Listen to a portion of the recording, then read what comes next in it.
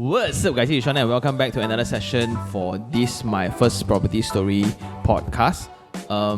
This episode is rather interesting because as we move into the future, right, it's only going to be more and more common that all of us is going to be staying in a stratified property. If not, it's going to be like under a Rukun Tetangga, or we call it RA, Resident Association, right? Therefore, there's this missing gap where back in our parents' days, there's no such thing. But now there's this really messed up communication patterns that we have with our building managers and our communities, JMB lah or MC lah. It's just very messy, right? So I got in an expert. So he is David Fu from the Jaga app. He's a co-founder. He has all the insights and he will be sharing a lot about his stories as well. So check it out. I think the last time we met was 2 years ago. Yeah, that's about it. Yeah. Right. So we know each other when I think one of my family members, my cousin, actually works with them. And how you guys know that he was my cousin again? Of course, your cousin, I'm going to name him here Jahan, right? Boasts around the world and say that iherng, my cousin. My God. Sean, the property guy, my cousin. Now, but joke aside, because, but thanks for having me here today. So basically one day I was telling the team that, oh, look, you have to check out Sean's video, right? Iherng's video had a lot of good content inside because we are in property sector, and I want the team to know more about property, right? The important things about how property is designed, the layout, the problem that people might face or whatnot, right? And even the corridor width and height is important, right? And a lot of people overlook that. And then Jahan is like, that's my cousin. I was like, what? So anyway, so we are very privileged to have the boss itself, right? The founder, is it founder? Co-founder of Jaga app. So I think with the current setting of housing right now, all of us is only going to live in a stratified property, if not for the next 10, 20 years.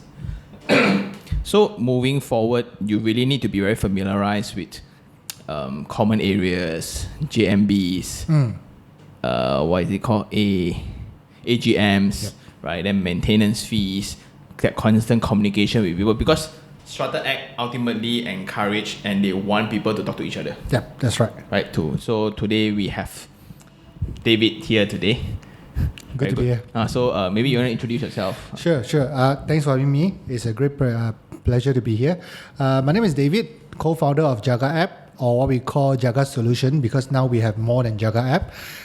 So me and my partner Ignatius founded a company a while back, and we started selling Jaga app as a solution since 2015 December. So what do we do? Basically, in general, Jagasolution is a one-stop solution for neighbourhood. For any community as for that matter. Jaga app is what the user will interact with the building manager, with the security guards. They can pre-register visitors, they can provide feedback, they can fill out forms. Well, basically, all the stuff that you need to do at the management office, you can do it on a mobile phone in your bed, right? The second component to that, it's cloud-based accounting, Jaga Account, for property management use. Jaga Card, which is the IoT segment that we link up to SS Card, also with SS Door and Barrier Gate, etc. Now you can activate cards on cloud? Yes, correct. So you know how cards are being activated now, right? You have to go to the computer. Machine. Oh no, that is after it's been programmed to the card, right? So there are two part of it. One is on the back end. The building managers need to go to a computer and key in the 12th digit assigned to your unit. So then they print out a card and pass it to you, and most of them they'll use the close proximity sensor. So what we can do is like when the building managers sign up with Jaga app, so they have the units and the card number all pre-populated inside. They can add and delete or bulk import, bulk delete, whatever not. So it's quite simple. They can do it anywhere they want. Don't have to be at that computer room. And the beautiful thing for user, right? You can choose to use a close proximity sensor. You can use RFID tag, even facial recognitions is all possible through our integration. So we provide a backbone for that, and we work with all the hardware guys. And also we have Jaga Ronda, right, which is a guard patrolling system. Basically right now, no matter you live in landed or condo, you never know when your guard patrols your area at all. So through Jaga Ronda, through the mobile app itself, as a resident, you can actually see where the guards are. on real-time basis, and their patrolling route and where they have been, etc. And the last part of things is the most exciting project that we're launching end of this year. It's called Jagasolution. It's a workflow management to help property managers to do their job better. Wow. Also, just to add on to that, we have a convenient lifestyle portion called Hey Jaga that enable residents to book for services like plumber, cleaners, movers, or any hot deals around town will be shown here as well. Yeah. That's so cool, man. Yeah. So a few things there. So I think you will only know the importance of those kind of apps, right, when you stay in a condo, unfortunately. So when visitors want to come, sometimes the security guard just too strict, Yep. right? They don't speak Malay or they don't speak a particular language, then suddenly your friend starts scolding them. Yep. Very unfortunate, right? Yep. Then they don't let you in, then you need to come down and settle the thing. Then when you want to book facilities, you double book. And this is one pain point that I think a lot of audience email me about. Sean, you got plumber to recommend? Yep. Correct. You got this. Then every time they go online, it's all those big stuff. And now I think it's a trend where these are what do you call marketing gateways where they get in all the leads and they delegate it to the Correct. So the plumber, right, does a job for maybe like $50, but they are charged $350 for it. Right. Whoa, that's insane. So a question is, when do you go into a particular condo? When do we go in as a solution provider? Yeah. So basically for us, we work with developers for new projects. Projects that just launched, haven't been built. We work with existing projects, 30, 20, 40 years old condos, landed, even factories, warehouses. Our solutions are there as well.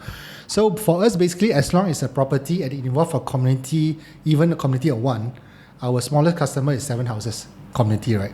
So 7 houses. Yeah, we actually are about to get 1 house as a community, but the bungalow in Street Kenny Hill just decided not to do it in the end.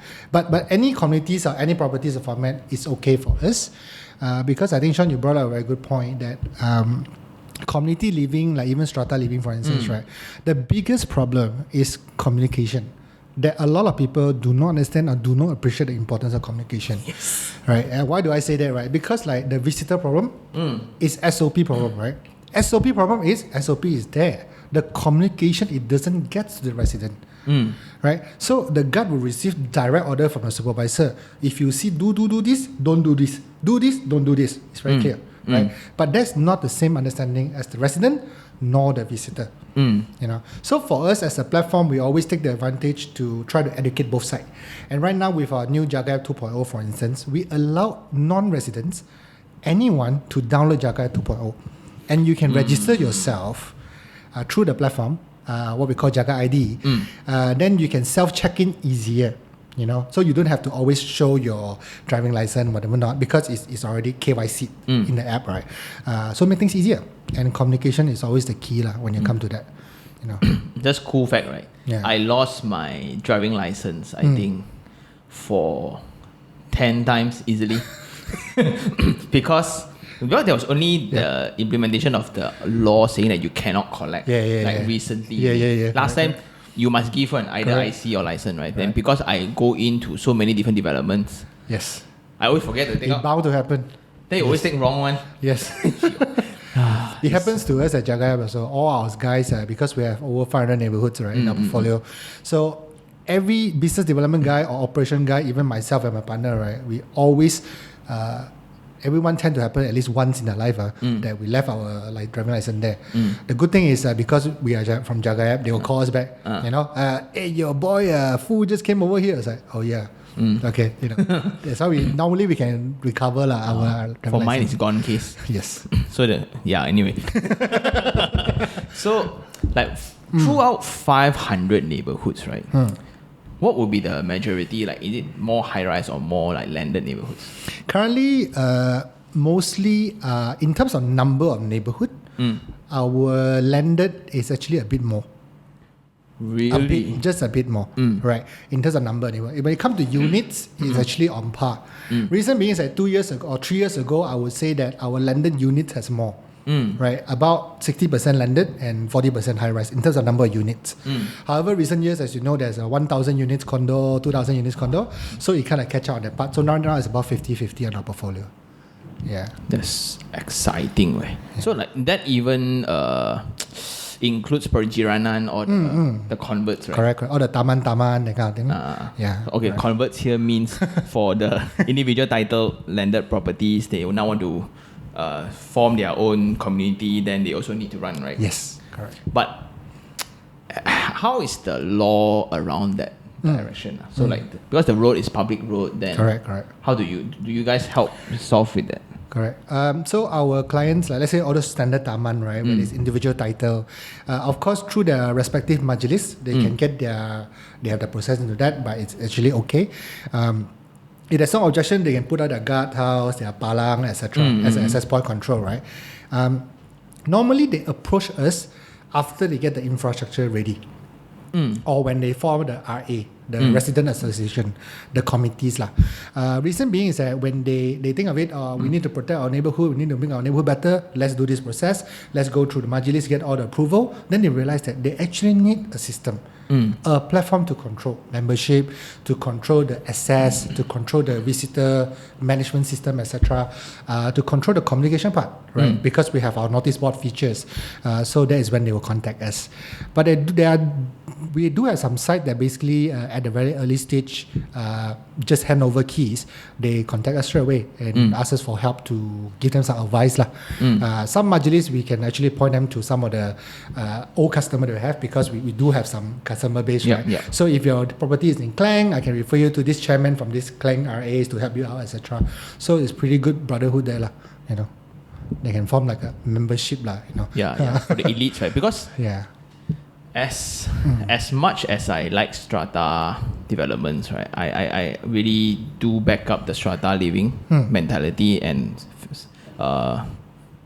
overall, right, I just think that it's more efficient in the future. But personally, if you ask me to attend AGMs, right, I got several properties, I have attended none. And I know it's a very bad thing, but I pay my maintenance in full, so I think that is the best. Yep. So how do you think, like, because of strata properties, right, it's already enforced by law, only you get, right? So RA, does it apply the same? RA apply to a different set of rules. It's pretty much stratified property is protected by Strata Act, right? Residents association type of neighborhood is a bit more carefree, because after all it's still individual title, right? So it's actually separate what belongs to you and what belongs to the government, right? So that is a part. So when it comes to RA settings in today's modern world, we realize that sometimes they also realize, of course, a lot of things can't be done. You can't really fence up your neighborhood parameters if there's only one complaint, right? Even with one complaint, they can't fence it up. So there's a lot of restriction like this. If you talk about stratified properties, I agree with you. I think it's the way moving forward. Reason being is very simple. It's like the world has changed, and stratified property actually give us some sort of comfort that we have professional management team that will manage the property on our behalf. So we always like to say, right, when it comes to a condo, it's like running a company. All of us are shareholders because we are owner or residents or tenants. We are shareholders one way or another. We can buy, sell our properties. There are management team there with the CEO as a chairman, secretary, etc. The AGM is a board meeting, right? Or as per AGM for a company, right? We as the shareholders, i.e. the residents, we should attend as much as we can. It's actually quite fun to attend, to be honest with you. It's actually quite interesting to see how are they doing in terms of financial wise, in terms of new policy, new upgrade, and there are decisions that actually we should make collectively. But the key thing here is that the committee should understand they are the elected management body, the elected committee, right? The elected chairman, CEO to make executive decision on behalf of the shareholders. Right. So sometimes we talk to committees that you don't really need to get everyone consensus because you are elected as a representative. Right. So you need to work in the best interest of for the neighborhood. For instance, I need to do repainting of the condo building. Right. So this is one proposal, how to use the money, or I can plant more trees, or I can refurbish my swimming pool. And then all these proposals can be tabled at AGM for people to vote. right? Which is good. So most of the time, Sean, I think you agree with me that when it comes to AGM, people don't attend, right? It's because people don't know what it's actually for. Means that whether I'm there or not, right? I can't make any difference, right? You know, you feel that way, and it feels like every time you go there, protocol, any seconder, any that kind of thing, you just put out your hand and done, and then go for buffet, right? And nowadays not much buffet. No more buffet already, right? Online. So no more incentive to go. So people feel that it's just all chores. Right? But actually, it's quite fun, right? I expect a bit here also, if you don't mind. Before MCO, we went to one of our clients' AGM, and then they were voting actually to upgrade the children facilities, the children playground or the gym room. So it was a fierce debate. They are young parents and they are youngster, that kind of thing. So they are fierce debate. But in the end, the committee make a vote and they decided to do this thing and do this thing. But then they also explore it in the way that, hey, we have this kind of reserve fund because we managed to improve our collection. We managed to do this thing. So going forward, next year, if we continue to have this good collection rate, if we continue to have this thing, then we will do the proposal that didn't get voted on. So everyone is actually happy, and everyone go there for a purpose and a reason, and the moms and fathers are so happy, the kids get to play at a better playground, etc. So everyone feel a sense of purpose to go to the AGM. That's so cool, man. Yeah. But when you say just now, right, the collection rate. Yes. I think that's how we discussed behind the scenes also. There's this limit which the Act acts on, right? The Act acts on. Yeah, it's correct. So it means that the Act does not allow the association to collect more than 100%, right? So if someone pays more, as we discussed, I want to pay in advance so you don't chase me anymore, right? Cannot. It's impossible. Then because of that, for things to be run the way they should be, the most optimized version of the building, you need to have 100% of residents paid on time, which is impossible. Yep. Unfortunately, because of that, a lot of performance of the buildings starts deteriorating. And generally, it's only a few, right? So it's like cleaning, security, facilities, and landscape. Yep.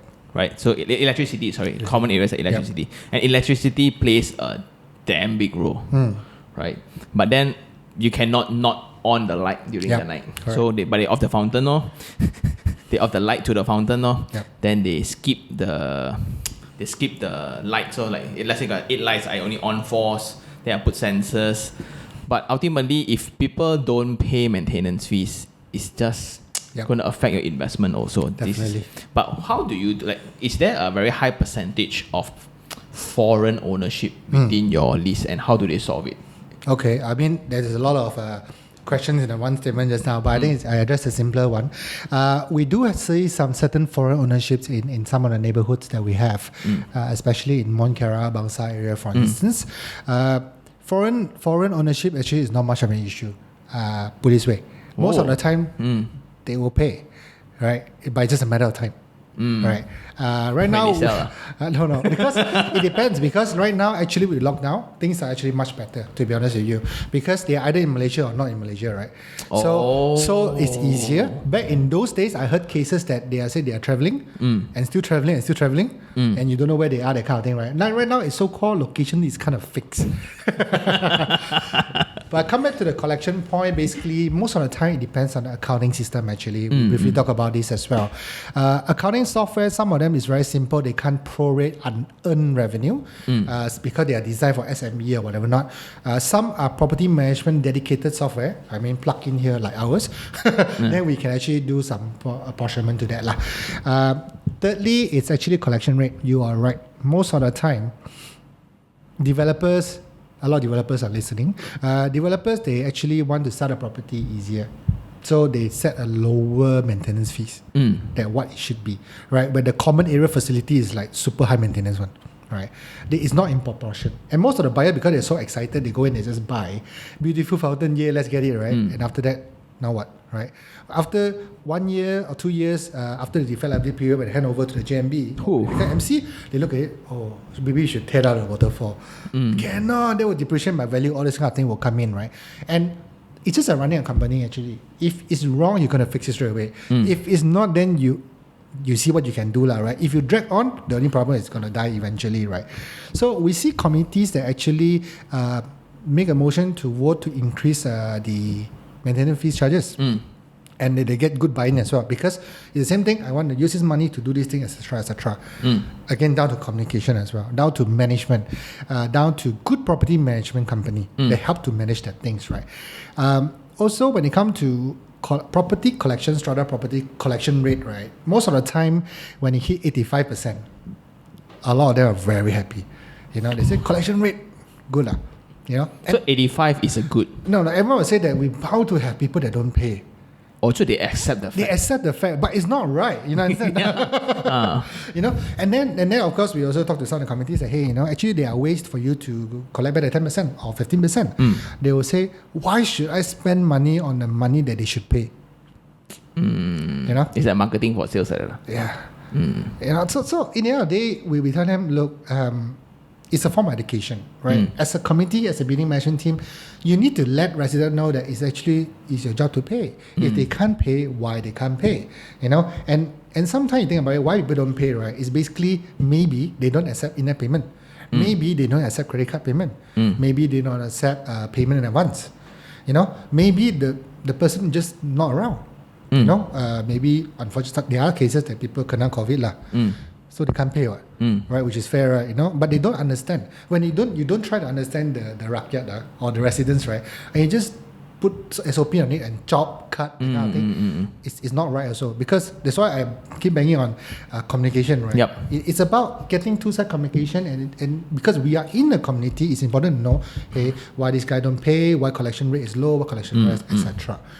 And also, most of the time, people pay, they feel that it's not worth the money because I don't use the facilities. Right. And there are people that live on first floor or second floor, say, I don't use the lift, so why should I pay for it?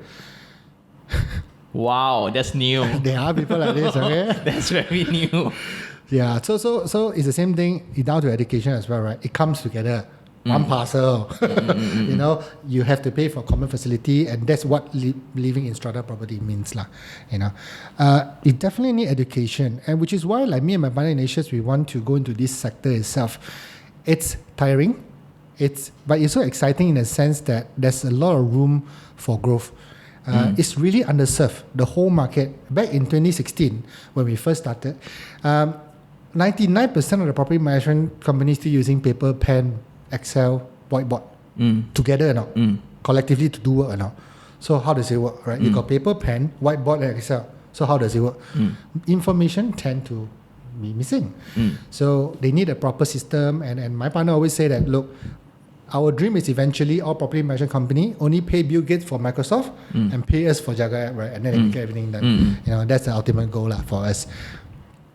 How you guys started, like what's your background to begin with, right? And how you end up in this? Yes, it's very funny.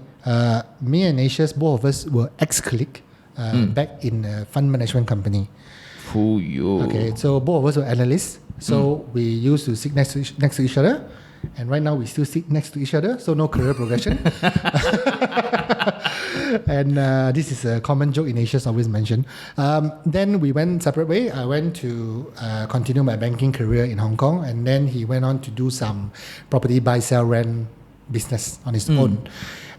Throughout the years, we actually always meet up to yam cha, mama, and talk about ideas. So we did have a lot of stupid ideas, like put a buy button on Instagram type of business idea, that kind of thing. We always talk about new things we want to do together.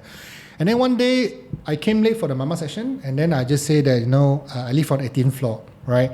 And then when I came out, the lift wasn't working at all. So I walked down 18th floor, and on the ground floor, there's a notice say that lift under maintenance. So I was like, what kind of management is this, right? In this modern world, you could just SMS everyone, you could just WhatsApp everyone, that kind of thing, right? But it wasn't done, right? So then he said he lived in a landed area. So he said he have security issues with the neighbors, with the KRA, Rukun Tetangga, all that kind of thing, right? So there must be a better way to control access, etc. So we just keep talking about my problem, his problem, my problem, his problem. And we think that, why don't we just put it together and do something about it? Then we thought, hey, chill first, okay? Because we had 2-3 years of mama session now, we understand that when you get so excited, someone has already done it, right? So we chill first, okay? Order a teh tarik and let's take out our phone, Google it. No one will. No one will. No one has done it before. So they will say, okay, let's do it. That's how it started. That's so cool. Yeah, but also because both of us also really love property, that's why I think it's a good market to go in. Yeah. So a few points, right? I think just now when you mentioned pen, papers, whiteboard, and Excel, that really illustrates the old management method to the grains, really. That's why I always respect all this, like Pengerusi, this president of this. They don't get paid.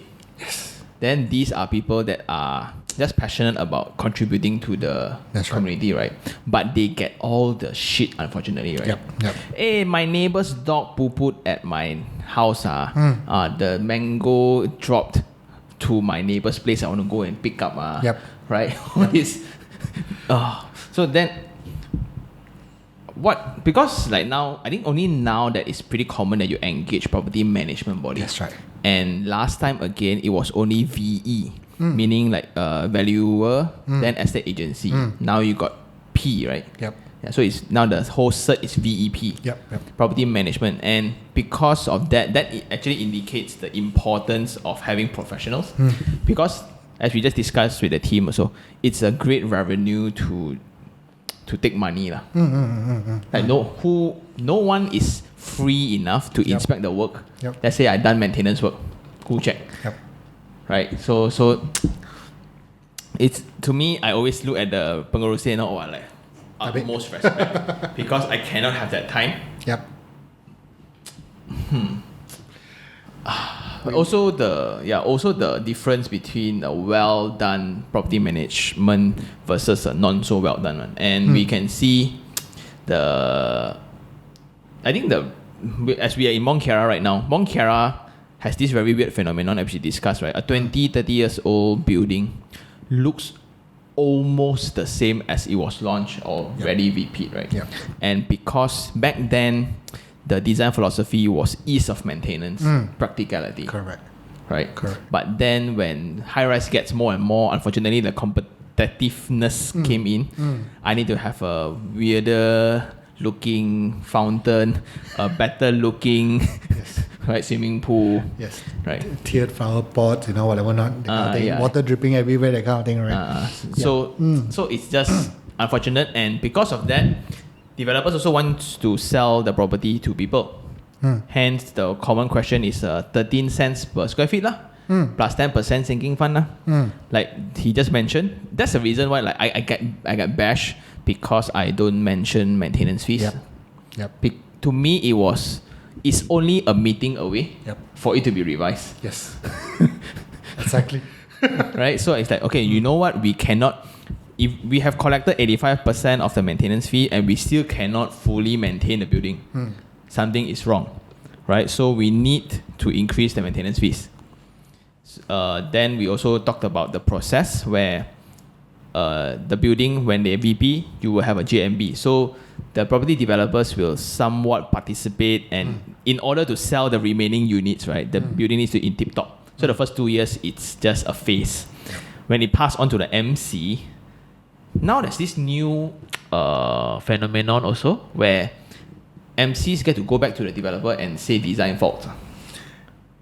That depends on, based on what I know, it really depends on individual case and technicalities of it. Technically, yes, Right? Yeah. So they're like, why you design such a thing that is so impossible to maintain? Correct. There's a lot of things you need to prove based on what I know. So of course we need the professional bodies to come in and say that it's a default, right? It's not a design intent. That's a very famous debate. Anything wrong, design intent. Yes. So like, as you have managed 500 different neighborhoods, right? You are now like the king of knowledge. We call it the community of knowledge. We group everyone's pain point together, that kind of thing. Can you name the 3 most popular pain points? Yep. I think in general, when it comes to straight to address the pain point issue, it actually varies from places to places, to be honest with you. Generally, I can say that for residents or JMB's pain point, the biggest pain point, it's always down to collection. Still collection. Still collection. Collection is so-called the problem they can see and feel straight away. Because no matter what, cleaners fees, guard fees and whatnot, property management fees, for instance, it increase every year. Collection rates stay the same. No matter what, right? 100% is the max you can earn, right? Yeah. Think of it this way, right? So, and takkan you go AGM every year to increase fees lah, right? People will kill you anyway, right? So, it will never catch up on. And once it inflected that point, right, it just go crazy, you know. And then committee, if let's say you have very angry residents at your place for whatever reason, you just don't want to face them, right? You just tutup mata and say, we cut one guard today. Next year, I cut another guard. So after a while, right, it will be deteriorating, you know, without people realizing. You know, lesser and lesser guard, lesser and lesser cleaner, lesser and lesser gardener. You speak closer to my side. Yeah, exactly. A very pain point, isn't it? Yeah, it's really painful one. So when they talk to us, right, sometimes I think about it, the pain point is not just collection. Then you look back the whole thing, right, it's actually the whole thing, you know. Now you got security issue, maintenance fees issue, or maintenance issue, or you don't have a good property manager to begin with. You know, of course there are incidents, you know, hearsay stories like the property management team are the one that caused the problem. You know, that kind of thing, right? All this kind of problem. I accuse you not good, you accuse me not good. You know, committee, last committee 2 committee ago take money all this nonsense. So it doesn't really matter. So it's what happens is that what mattered the most to us, right?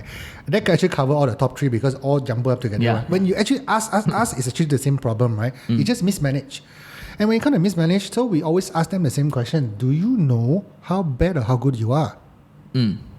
Tato? Oh, there's no benchmark. No benchmark. You are right? So for a condo, let's say your office here, right? 12 guards, is it enough? Tato? 1 door, 1 guard lah. Right?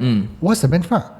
So maybe from 12 guard to 6 is not bad. If you increase the frequency of patrolling, it's better than having 12 stationary guard. So it actually depends on the management philosophy. Because if I believe that it's not easy for the thieves or intruder to come into the condo, but the compound, yes. So I increase patrolling frequency around the perimeter is more important than walk around the condo, right? That kind of thing, right? So what happened inside the condo? I can install CCTV, for instance. You know, for instance. So there are different ways to solve it to reduce costs. So this year I have good collection. I buy CCTV one shot because guard is long-term commitment, whatever not lah. So as a committee, you have no benchmark. You don't know what is right, what is wrong. You so-called, none of us born with the idea that one day I want to grow up to be a property manager. You know, at least my teacher didn't teach me that. You know, right? You should be doctor, you should be lawyer, right? But no one say that, right? So when it comes to this field, everyone say they don't know. And then when you unfortunately become elected as a pro bono basis committee, then you have to learn a lot of things, right? And if you're hardworking, most of the time you read back the past minutes. If you have really lousy committee before you, then it's mistake compounding on mistake. You know, so a lot of these things, right? So we see that actually last time we joked about it before MCO, we wanted to form a chairman club, you know, that bring all the chairmen together and just talk lah. You know, I was just going to ask about it. Yeah, we want to do that before MCO and we can't do it, right? So we think it's a good idea because people say don't you scared that they compare our prices. Our prices is standard, whatever not, right? The best thing is for you guys to talk it out and give you confidence. If I have other chairmen contacts in my phone or other secretary, other treasurer, I feel more comfortable, right? It's the same as startup founders, for instance, right? We can think we want to be a Steve Jobs one day, but it's always good to have other co-founders, other people you can talk to. Same concept. And these guys are worse. They have no benchmark. And the thing is that you don't know whether you're doing the right thing or the wrong thing. Because your residents always give you the wrong information about what you have done right. Basically, the direct implication... so deep. Direct implication is this, right? Sean, you are the chairman. I complain to you, you come back to me, you are very good. Yeah. You know, that's all. That's the only benchmark I know. But that's not the case because there's cronyism, there's favoritism, there's no system, there's no structure, no process, right? And we always tell them that committee is board of directors. You appoint CEO as your bidding manager. First of all, job scope, trust, KPI must be there. Process must be there. And your job, you might not know everything, but you as a board of directors is to safeguard the interests of your fellow residents. So even though it's pro bono, which I fully respect all the committees out there, just like you don't have to make yourself like a building manager. But a lot of people blur the line. As a committee, I should take care of everything. Flower, my problem.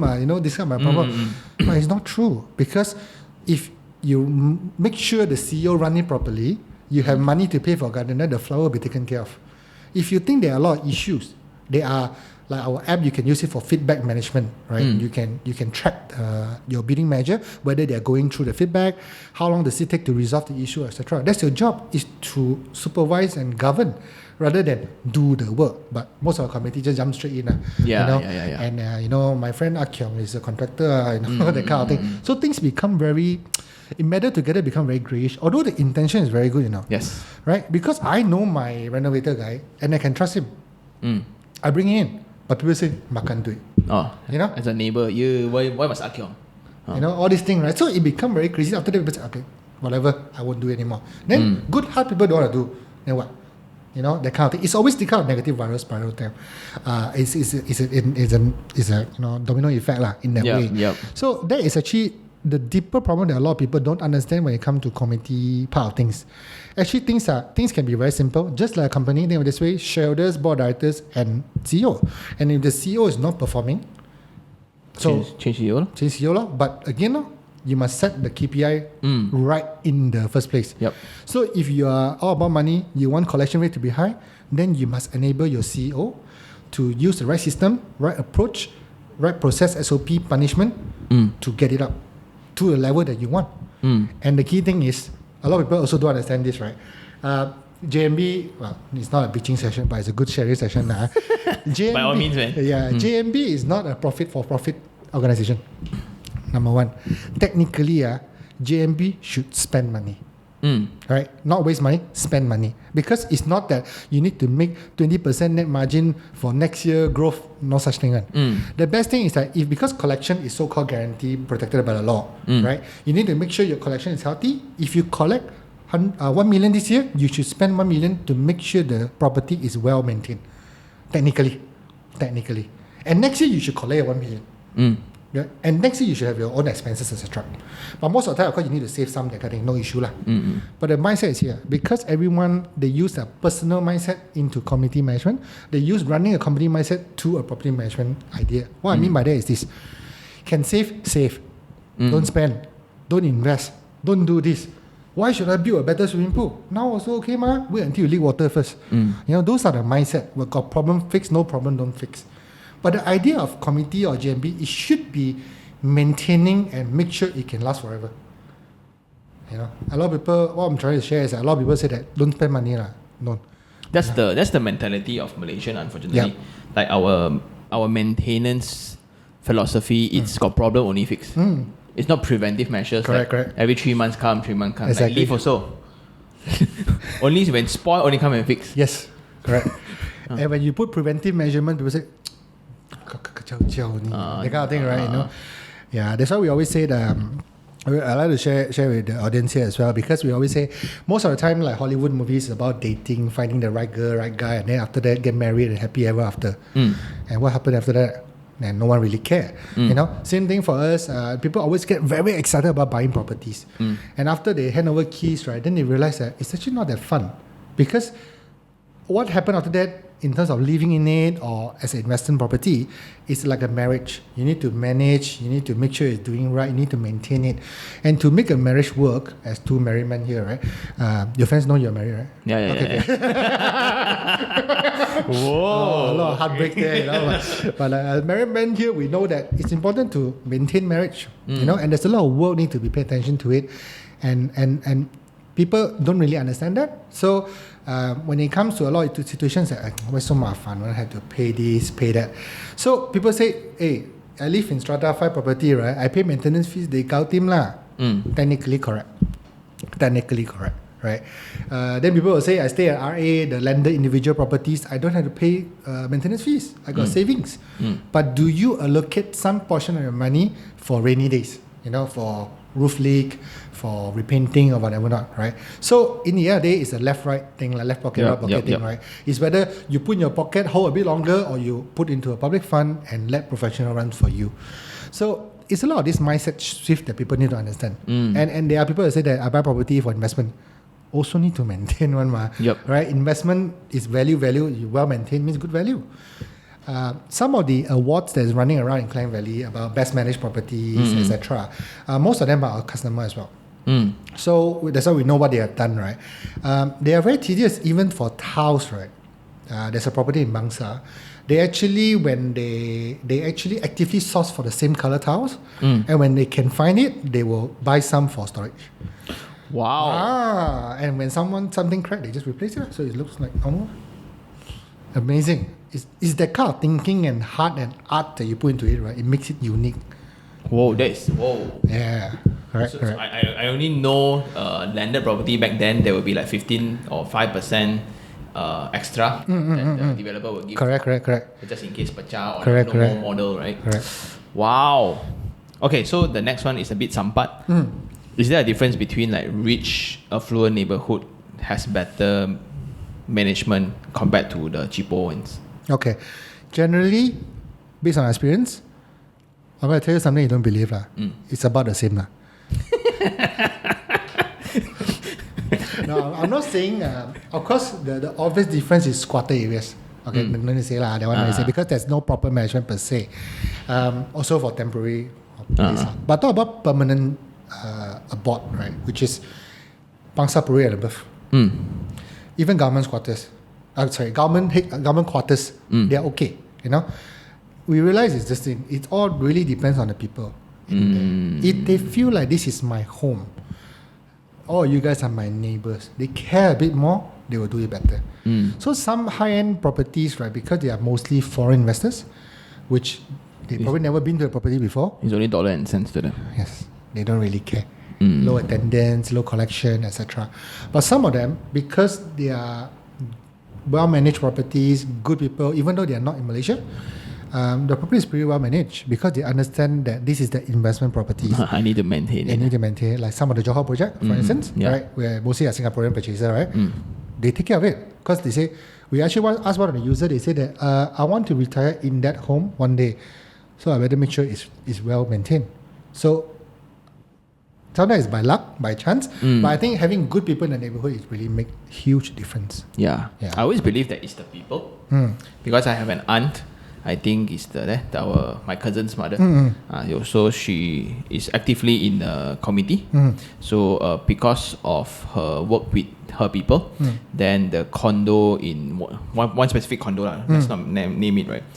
Suddenly from a rundown place becomes, and you can see the improvement value actually goes up. Correct. Now, last time ground floor, people do not know the existence of ground floor units because the lalang was taller than the window. That was one of my very first property actually. Right. But I was 17, I cannot buy it. Then ghost house. Oh, let's try because it's so low value, right? But after you cut it out, trim it out, repaint, suddenly 50% increase in value. Like in 5 years' time, which is amazing. And this is also like a public announcement where I really encourage more people. If you don't want to join the AGMs, it's fine, right? I'm just having excuse for myself. But I really do ensure that all my payments are right. I think it's really important because really you important. are already having pro bono people, good-hearted people who is willing to use their time and run the place. The least you can do is pay. Correct. Right. And for the other debate is the landed individual title versus strata. I had this thought. I think individual titled properties is going to drop in value if you are not in a RA. So for like some areas where it's impossible to form an RA because the boundaries are just your local road becomes the main road. So you cannot really guard them, right? Then when your road is a public road where everybody can access, you cannot control at all. Even if a person just loiters around the place, right? There's nothing you can do because it's public. Then at night, 3 o'clock, the neighbor's dog bark like hell. You will be afraid, right? So, me having that benefit of living in a stratified property right now, I forgot to lock my car for a week. I didn't lock my car at all because MCO ma. And it's still there. so that's the peace of mind that I think you can enjoy by just paying maintenance fees. Right. Then also, if you are living alone, then you need to have your own security perimeter lah. Then you need to have CCTV lah, alarm system lah. All those also money ma. And then, like that's not what you say. A lot of people, only when it leaks I fix. Yep. Only when the roof pecah I fix. Only when I want to sell for better value, only I paint. Why not paint first and enjoy the paint for a while more only? Correct. So all this mentality, right? Anyway, I think I learned a lot. I really enjoyed that session, right? But ultimately, let's move into the first property that you have purchased. So like you love property, right? When did you buy your first property? I actually bought my first property during my first job. Right? So kind of revealing my age here, but anyway, I bought it in 2005, which is a place I'm still currently staying in. This one you bought that time? That time. Whoa. You know, so my friends, my neighbor back then already sold and bought like three properties after that, right? Because I was away. I was away in Hong Kong for a couple of years, that kind of thing. I totally missed the boom, the property boom, right? And then I should have bought a place in Hong Kong, but anyway, I couldn't afford. But anyway, I bought that place because my mother kept nagging me to buy a place in KL, right? So I was actually looking around place, and my office used to be at Bukit Bintang, Jalan Bukit Bintang. So okay lah, not too bad of location. So I buy here and it's very cheap. Right. I think we can mention Mont Kiara because there's so many condos here. Yeah. It's impossible to locate you. Segambut. Formerly known as Segambut Dalam. You know. So, yeah. Wow. That's your first? First, yes. How much you bought it? Can you? 200 plus. Now? Now property prices draw. I think it's about probably 5 plus. At one time, I think it was 600 plus. Yeah. All right. And you missed the boom. I totally didn't have time to do much. Yeah, I miss it. Yeah, I was at the wrong place. I always complain to my mom, right? Why didn't you just work harder so I came out like 5 years earlier? Yeah. Which is my time, right? but fortunately now we have COVID, so now I'm in the school of thought where we're going to have another boom, right? Right.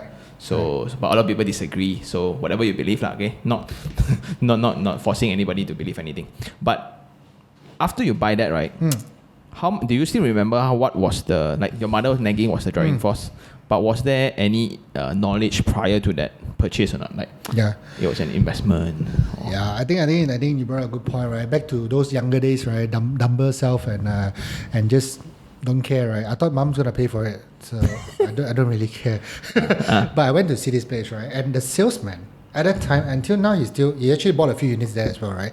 So we're still neighbors and still in contact, which is so many years later. The salesman actually sold to me pretty well, and he kind of educated me a lot.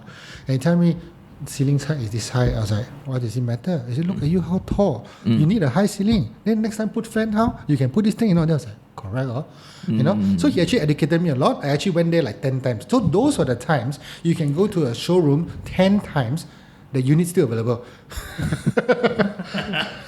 You go there one time, second time bring girlfriend, third time bring parents, that kind of thing, right? After they bring friends, show off, then they ask you to book. Okay, I book one, 7 visit later, still there one. Right? Not like now, a bit kanchong, right? So I went there a couple of times. I talked to him, talked to future neighbors. At that time, future neighbors, you buying which unit you buying? You buy this, why should you buy this? Then the fella say, this is facing north, this one is facing west, buy north that kind of thing. Then I learned that as well. So through that journey, it was half a fun project because I don't have dire need to need a place to stay. But it's a fun project. So after that, I talked to them. I say, actually, what is this? They say, it's jungle. Cannot be jungle, right? So they say, then I asked around. They said that, you should go to Jabatan Tanah to find out. Interesting. You went there? I went there. You went PDG? I can't remember where were you. I think it was in Help College that side. I think I can't remember. It was some time back, right? So I just went there, half for work because I'm around there. So I just walk in. I want to check around the floor, the plan. Then they actually showed me the future development plan. I was like, whoa, there's a highway there, which is Duke Highway, right? It was approved. Yeah, then I brought a photocopy. I paid for the photocopy of the plan. I go and talk to the developer, right? On site, right? I want to talk to your manager about this thing. The road, that kind of thing. I said, quite interesting. Do people know about the road or not? No. Arbitrage. information arbitrage. Right? It's quite a lot of fun. But after I realized that the highway is not an issue for us at the condo side. It's more for the landed side. So it's fine, So it's okay, but it's quite fun. Then I talked to my bosses back then. Then they said that actually this is the highways was financed by one of the bond issuers which have some dealing with us, etc. So I was like studying more and more, right? So I realized it's quite fun. And after that I realized that no one does that. Yeah. So after that, I didn't buy property for a while, right? Because it's so tiring, right? And now you ask me my biggest regret. I should have bought 8 units, and then sell off 4, and remaining 3 just rent it out. Yeah, but anyway, I did it. So it's quite fun. Wow. Yeah. Okay, so several things, right? I think back then, before social media was a thing, the only way I think you're fortunate enough where you have a mother that nags you to buy property. Yep. Right, for those mother who just whatever lah, right? Gone case, right? So is this common? Like you say, it's uncommon for yourself, but within your friends, right? Back then, at that age, did a lot of people really? A lot of people didn't buy at such a young age. Put this way, is it a common thinking is that after uni, work hard, buy car, work harder, find girlfriend, getting married. If you're gonna get married, buy house. Right, so the normal formula, right? So a lot of people don't buy at the early age; they buy at a later age, 27, 28, 29, 30, etc. But I think I see the trend is actually changing, and I think now also change again.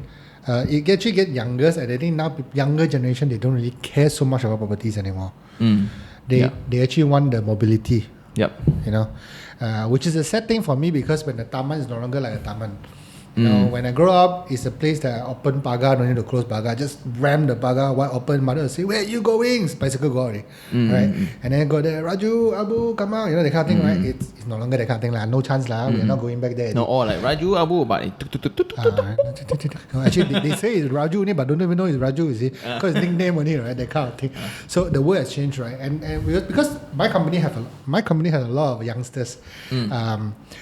So we actually talk to them quite often because buying iPhone is more important than buying property. That's one. But buying property, it seems to be something is very far away from them. It's very hard to reach. And 30 years loans is very scary. With what's happening in the world, etc. Right? Suddenly COVID, suddenly Asia ticket kena burn, that kind of thing, right? So a lot of things they cannot expect anymore. They cannot predict anymore. I think probably there's a change in sentiment that mobility. I heard some of them they're just saying that they don't mind move house every year, just to try out different area.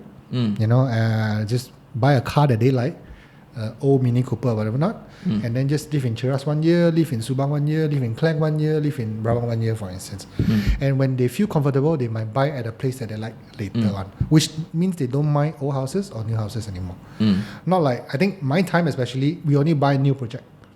That was a phase, right? Only new project, right? And nowadays, I think a lot of them actually like to buy old project. Because they like the neighbourhood. Because the good thing about buying old projects, right, like you share all the time, it's who's your neighbour. No, the certainty. Certainty is there. And interior is own preference, right? So you can do whatever you want there. And the neighbourhood, you have the certainty and neighbours are good, whatever not. Schools are good, hospitals are good, fine. They actually like that. And they don't rush into it anymore. They will find time to find the real gem. Which means that good value will always have a market. I totally agree. Just that a caveat to whatever he said, right? I worry that some of the youngsters use this as an excuse. Yes, that's true. Right? They rather really have that Mini Cooper, but then they rent here, rent there, right? Deep down, suddenly like when friends all like, okay, like if he has me as a friend, then he will be doomed lah. So like every year this guy is buying one, right? Then in year 10, 12, suddenly when it all compounds, suddenly whatever we do makes sense. But theirs is like, then you missed out the boat for a car that is worth scrap right now. Right? Then a lot of people now, I think, I speak a lot about alternate investment. Like now, if you want to put in for the next 30 years, actually it's quite scary. Yes. But during our younger time when we buy our first, I think it's still under corporate, right? Yeah. As certain as the sun will come out from the east, yes, salary will come into my bank account, yes, right? So just buy. Yes. So I think that's also a very strong message where those who work under salary, right, it's not all bad, right? It's good. It's very right. good. Just don't make that very stupid mistake that gets you fired lah. Then anything else should be okay one. And especially in Malaysia, to fire somebody is so difficult. Yep. Right. Anyway, are you heavily investing right now? Not so much in property. Reason being is that I bought one in 2012. I signed S&P in 2012. I haven't got the property yet, so yeah. Is this in KD area? In KL, in PJ area. PJ area. PJ area. The development is there. It's okay. It's ongoing. It looks like it's okay, but it just late for a couple of years lah. Yeah. Well, then the LAD will be a new. Should be pretty good lah. But we don't think we'll ever get an LED lah. You know. So yeah. So mentally affected. So not really active looking for properties lah. I went through that phase too. Yeah, my bankers also changed job already, you know. Because loyal customer not buying anymore. Yeah, I think that's also a very important thing. As much as I want to be all positive on investment, right, there will be certain days or certain properties that are just nightmares. Like one of my properties, my tenant sent to me that the ceiling was raining. Oh, gosh. The ceiling was raining. Gosh. The ceiling was raining. Then I'm like, ceiling is raining. Is there a typo or not? Then they send a picture. Then so poor workmanship, but the developer choose to solve it. So I think it's good lah. That's good. But I think ultimately now, right, you can look back and coming back to this. If you were 28 today, will you invest in property? I definitely will, to be honest with you. I will. For me lah, personally for me, right.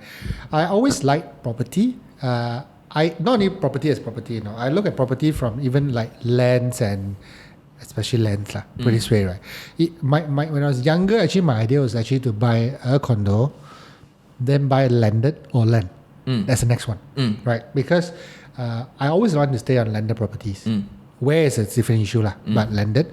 And then after that, maybe land for agriculture, land for this and land for that, right? As an investment. Don't have to be big, but you can start from small. That is always what I want to do, but of course, by starting this business, then all the monies are there rather than everywhere else. So it's still a dream. But ultimately, because I used to study in Australia, so I like the farmland concept, that you buy far away land, you run the farm for 20, 30 years, and eventually development will catch up. You know, and that's when it's just nice to retire, that kind of thing, right? You know, so that's the concept that I have lah. But if I back to the I definitely will buy a property. Reason being is that I think all of us always need it. We need a place to call home, right? We always need that. And there are areas that make you feel better. Then some areas make other people feel better. Some areas that make you feel good about it. So when you see a property that you like, whether it's new or old, you should go for it, right? 30 years is very fast and a commitment is fine, you know. And you should get that loan when you're young, right? Just like you should need to buy insurance when you're really young, take on loan when you're really young. That's the best thing, right? And also, don't buy property for the wrong reason. Don't buy property to hope that you can flip it overnight. Yeah.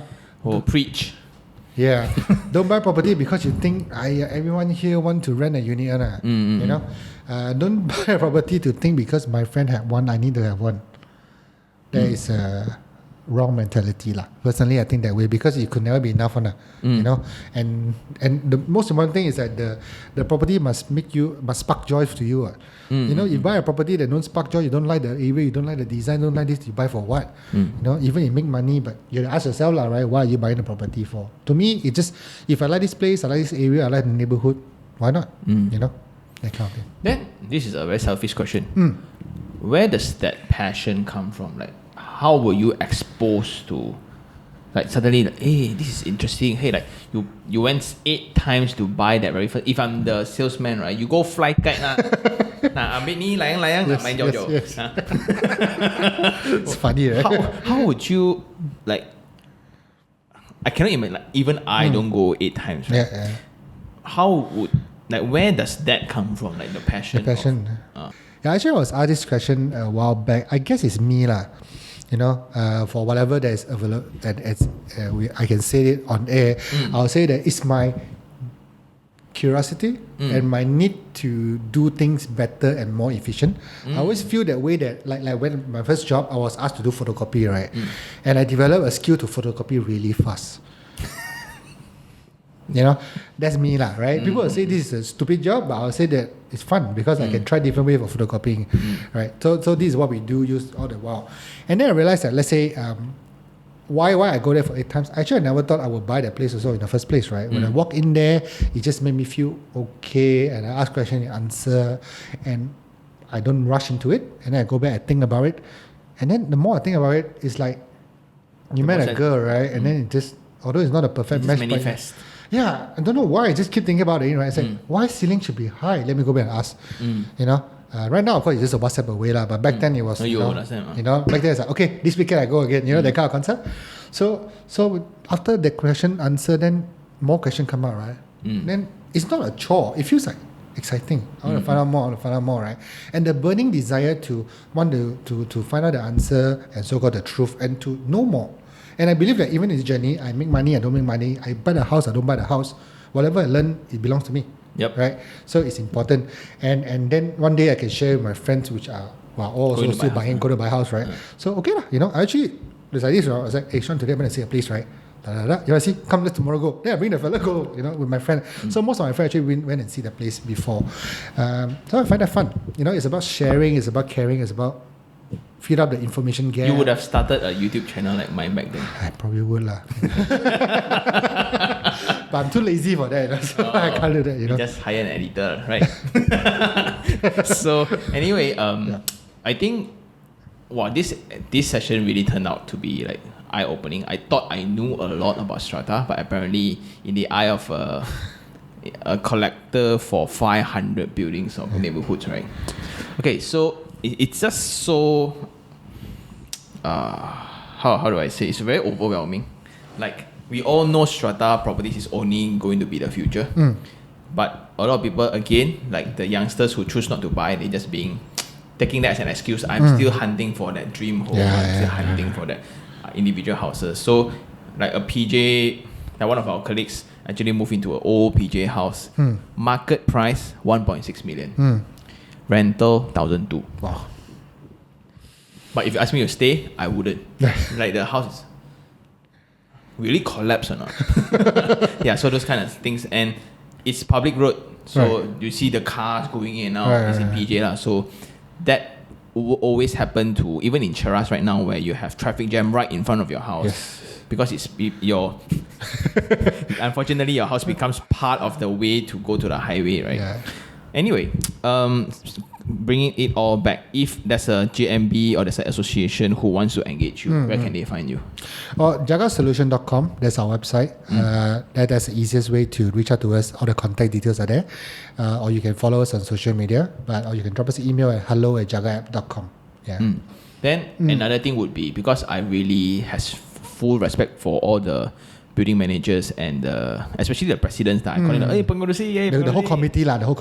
So they are so passionate about doing their job well. Where can they learn? Is there a portal that they can refer to? Yeah, on our website we have a portion we call resources portion. It's a work in progress always, because there's always new information coming in, etc. We try to build the good knowledge bank and a spec comparison site on our website. It's under the resources tab. You can check it out on jagasolution.com. That's a good place to start.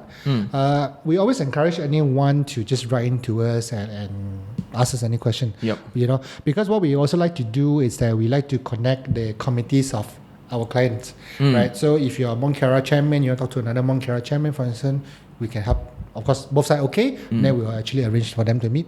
You know, so it's a lot of knowledge sharing, because no one side is the best. Every side has their own problem, as it is every side has their own plus points and negative point. The key thing is about sharing and willing to. One point I forgot to bring out this time. Yeah.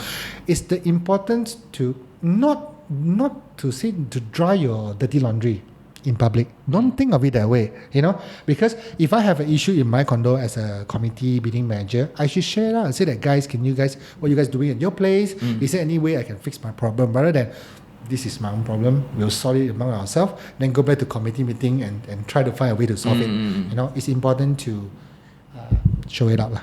and use numbers to make decision. Yep. Yeah. That is like I personally would encourage a lot of building management like those GMB or MC, right, to at least speak to them, right, just to find out the benchmark. I think to really know whether are you doing well or not will be step number one. Correct. Right. Come to think of it, like when you know that 85 is good, right? Holy shit. That is so scary. Like how would the sad fact is we still accept people won't pay. That's the sad fact. Yep. Right. And I think that's all for this episode. I think personally I've enjoyed this. I learned a lot. Thanks. As many properties as I go, right? Every time I see facilities, there's always this mixed feeling. Wow! Then when I pay money, wow! It's the same wow, just that it's a different tone to it. Yep. And again, even if you are not part of an association or whatsoever, I think it's also important for you to know like the basic rule of communicating with the neighbors or not. Because like, let's say the toilet leak, you know at least how to go about it. Correct. Who should I contact? Should I get my own plumber and fix it? It would be silly because it's not your fault. Then like what's the right rates? What's this? A lot? And none of that are taught. Yep. Right, so you only learn by people complaining. Correct. You always when people you think, oh, my neighbor, only you, like that. I see. Anyway, thank you very much, David, for coming. Thanks for having me. Do check out their website. I really like what they are doing. Not because my cousin is working there. His job is safe for now. Anyway, see you guys. Ciao. All right, see you. Bye.